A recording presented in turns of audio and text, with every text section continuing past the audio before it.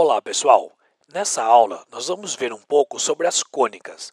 Pelo próprio nome, cônica é toda a figura que se obtém quando você faz um corte num cone. Lembra do cone, um chapéuzinho de palhaço, né? Chapeuzinho de festa? Depende da direção que você faz o corte num cone, você cria uma dessas figuras que aparece aqui. Cada figurinha dessa tem um nome, é chamado de uma cônica. Então se você pega um cone e corta na horizontal, você cria uma circunferência. Se você pega um cone e corta mais tortinho, você cria uma elipse. Se você pegar um cone e cortar na paralela com esse eixo aqui, você cria uma parábola. E finalmente, se você pegar um cone e cortar na vertical, você cria uma hipérbole. Então todas essas figuras que aparecem aqui são chamadas de cônicas. Tá? E a ideia nessa aula é a gente aproveitar para estudar um pouquinho sobre a equação delas. Tá? Bom, dessas quatro que aparecem, a circunferência e a parábola já são figuras mais conhecidas. Você já estudou várias aulas de circunferência, você também já viu a função no segundo grau, que o gráfico é uma parábola. Então são figuras que já são mais famosas. Talvez as figuras menos famosas são a elipse e a hipérbole. E é isso que nós vamos ver aqui nessa aula, tá bom? Vamos pensar um pouco sobre elipse. O que significa uma elipse? Uma elipse é uma figura bastante interessante. Quer ver? Dados dois pontos do plano, que eu vou chamar de F1 e F2, e uma distância, por exemplo, sei lá, 15 centímetros. Quais são todos os pontos aqui da tela onde a soma das distâncias até o F1 e o F2 é exatamente 15 centímetros? Quer dizer, eu estou interessado em alguns pontos do plano, alguns pontos da tela, onde a soma dessas duas distâncias vai dar 15 centímetros. Você sabia que todos os pontos onde a soma das distâncias dá 15 centímetros forma exatamente uma elipse?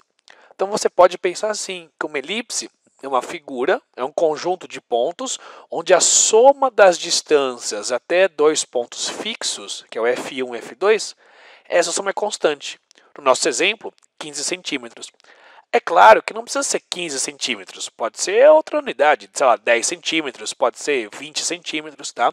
O que importa é o seguinte, a distância do ponto P até o F1 mais a distância do ponto P até F2, essa soma tem que ser constante, tem que ser sempre o mesmo valor, tá bom?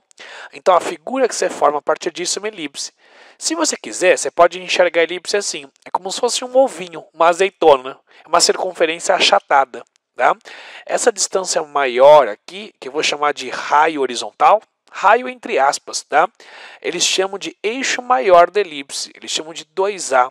É exatamente a soma das distâncias, tá bom? Também existe o eixo na vertical, que eu vou chamar de eixo menor ou raio menor. Vou chamar aqui de 2B. Uma distância B é o eixo menor. E essa distância C que aparece aqui, quando você multiplicar essa distância por 2, é essa chamada de distância focal. A distância entre esses dois pontos. Cada um desses pontinhos tem um nome, chamado de foco. Então a distância entre esses dois pontos é chamada de distância focal. Você percebe já que existe um triângulo retângulo relacionando o eixo maior, o eixo menor e a distância focal? Você consegue aplicar Pitágoras aqui. Tudo bem ou não? Então essa é a característica de uma elipse. Bom, a nossa ideia então é fazer o seguinte. Como é que a gente cria a equação de uma elipse? Tá? Você consegue, a partir dessa propriedade, deduzir a equação da elipse. Mas o mais interessante não é nem deduzir, é você interpretar essa equação a partir de uma que você já conhece. Quer ver que interessante? Quando eu penso numa circunferência de centro na origem e raio R, a equação dela é exatamente essa, não é? X² mais y² igual a raio ao quadrado. E o raio aqui é igual para todas as direções. Percebeu? Bom, pega essa equação da circunferência e divide todo mundo por r ao quadrado. Olha que interessante, ó. Se for dividir todo mundo por r ao quadrado, fica assim. X² sobre r ao quadrado mais y² sobre r ao quadrado é igual a r ao quadrado sobre r ao quadrado. Ou seja, vai dar 1. Essa é uma outra forma de escrever a equação de uma circunferência. É menos usual, mas também é usada em algumas situações. Tá? O que importa nesse formato de escrever a equação da circunferência é você reparar que esse cara que aparece aqui embaixo é exatamente o número onde a circunferência encosta no eixo x, onde ela cruza no eixo x. E esse número que aparece aqui embaixo é exatamente onde a circunferência cruza no eixo y. No caso, como o número é sempre o mesmo, né, porque é sempre o raio, esses números são iguais. Bom, vamos imaginar então essa mesma figurinha, essa mesma equação, numa situação um pouco parecida. Só que agora, cada raio, e esse raio entre aspas, tá bom? O raio na horizontal não tem o mesmo tamanho que o raio na vertical. Vamos tentar criar uma equação parecida com essa? Ficaria assim, ó, o x², aqui embaixo é o número onde a figura cruza o eixo x. Nosso exemplo vai ser a letra A. Depois, quando eu for pensar no y, é a mesma coisa. Aqui embaixo vai ser o número onde a figura cruza o eixo y, ou seja, a letra B. E isso aqui continua dando 1. Então você percebe que a essência dessa equação é a mesma essência dessa equação. A única diferença é que aqui o raio é igual para todas as direções e aqui o raio, né, sempre raio entre aspas aí, né? O raio na horizontal não é igual ao raio na vertical. Então essa equação que aparece aqui é a equação de uma elipse. Tá? Então, só para você ver que você pode interpretar a elipse como se fosse uma circunferência. É uma circunferência com raios diferentes. É como se o raio na horizontal não fosse igual ao raio na vertical. Tá? Então, só para você já sentir um exemplo bem prático disso aí, quer ver? Imagina essa elipse que aparece escrita aqui, onde o raio horizontal vale 4 e o raio vertical vale 2. A equação dessa elipse seria assim, x² sobre 4 ao quadrado. Não esquece que 4 é onde ela cruza o eixo x. Depois, o y ao quadrado sobre 2 ao quadrado.